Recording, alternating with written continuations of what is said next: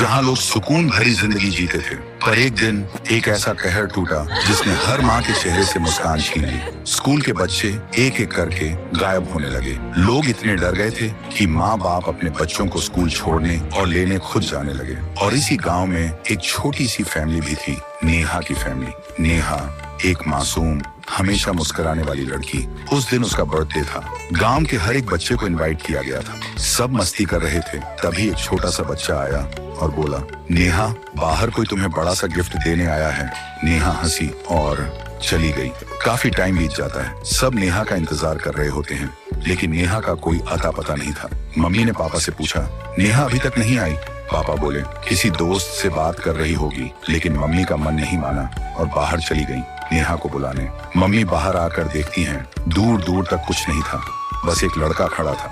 Mummy उस लड़के के पास गई और बोली, इधर कोई बच्चे को देखा? नेहा, मेरी बच्ची? लड़के ने बोला, मैं कब से यही हूँ, मैंने किसी को नहीं देखा।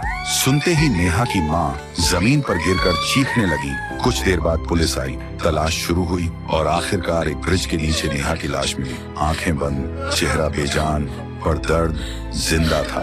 देखते ही देखते लोग इकट्ठा हो गए, लेकिन किसी को नहीं पता था कि किसने किया। एक साल बीत गया। गांव में एक नई फैमिली आई।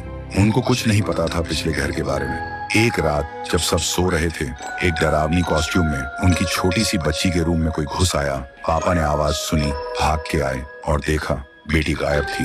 वो घबराते हुए इधर उधर ढूंढने लगे और तभी एक पुराने घर से चिल्लाने की आवाज आई। पापा तुरंत वहां गए और देखा एक डेस्क पर बेटी बेहोश पड़ी थी और उसके सामने एक छुरी लेकर एक कॉस्ट्यूम में इंसान। पापा चिल्लाए, कौन हो तुम? मेरी बेटी को छोड़ो। और उस इंसान ने अपना कॉस्ट्यूम उतारा। पापा ने देखा वह एक औरत है।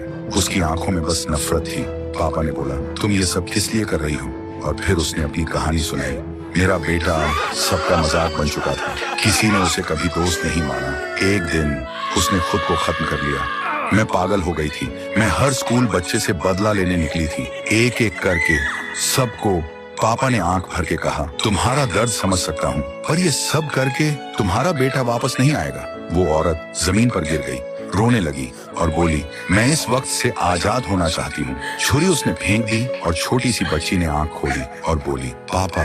और फिर पापा ने उसे घर ले आए। तो दोस्तों, अगर ये कहानी आपके दिल को छू गई तो